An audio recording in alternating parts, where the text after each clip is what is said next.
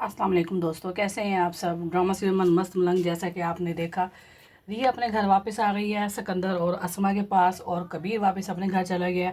और कबीर की मम्मा पूछ रही है, बीना, क्या वो वापस नहीं आई, क्या वापस आएगी, तुम्हारी बीवी फिर भाग जाएगी। इस तरह की वो बातें कर रही हैं।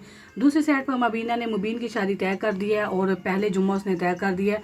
वफ़ा ये सुनकर बहुत ज़्यादा हैरान है। वफ़ा कहती है मुबीन को, तुम अपनी ख्वाहिश की खातिर शादी कर रहे हो, तुम्हें बच्चे की ज़रूरत नहीं। लेकिन ये बात सुनकर मुबीन जो है बहुत आग बबूल हो जाता है और वफ़ा को पकड़ कर ज़ोर से धिक्का देता है कि मैंने इतने साल तक तुम मुझे चूरन देती रही हो, मैंने तुमको बर्दाश्त किया, लेकिन अब मैं बर्दाश्त नहीं करूँगा। मुझे अगर शादी करनी होती तो बहुत पहले मैं अपने लिए करता। तुम मुझे औरत नहीं दे सकी, तुम मुझे बच्चा नहीं दे सकी। लेकिन ये बात सुनकर वफ़ा बहुत ज़्यादा हैरान हो गई कि मुबीन ने अपने मुँह से शादी का कह दिया।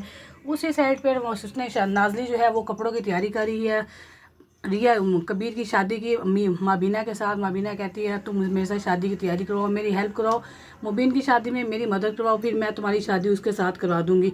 वफ़ा की बहन के साथ वो वादा करती है। वफ़ा की बहन कहती है कि तो आप इस तरह हर बार मुझे कहती हैं, लेकिन फिर ज़बान से बदल जाती है। माबीना कहती है, मैं क्या करूँ, हालात ऐसे होते हैं जिसकी वजह से सब कुछ हो जाता है। दूसरी साइड पे रिया जो है वो तड़प रही है कबीर की खातिर, कबीर से बात करने का। उसे जो हालात गुजरे वो सारी बातें अच्छे अल्फाजों में याद आ रही है, जिसकी वजह से उसका दिल कर रहा था रिया से बात करने के लिए। मगर यहाँ पर सिकंदर ने बड़ी सख्ती कर दी है असमा बी के साथ, और उसने कह दिया असमा को कि इसको कोई ज़रूरत नहीं है लैंडलाइन से बात करने की, या कोई मोबाइल इसके पास है तो इसे लो, इसके कपड़ों में छानबीन करो, इसके पास मोबाइल ना हो। इसलिए बेहतर यही है कि ये उससे राब्ता दूर रखे, ताकि उससे बात ना हो और तलाक होने के तक ये उससे दूर रहे और उसके साथ हम इसको राब्ता ना रखें।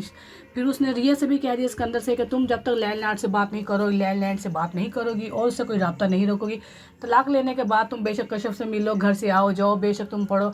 लेकिन रिया कहती हाँ ठीक है, लेकिन रिया इस तरह से नहीं करेगी। आने वाले एपिसोड में रिया कबीर के हक में फ़ैसला कर दे देगी और इसी तरीके से रिया चल जाएगी कबीर के पास, और जो हमारा ड्रामा है वो हैप्पी एंडेड की तरफ चला जाएगा। असमा के भी दो टोक रिया ने सुना दी कि भी आखिर तुम सब कुछ अपने मुफाद की खातिर कर रही हो, तुमने मेरा भी कहीं सोचा।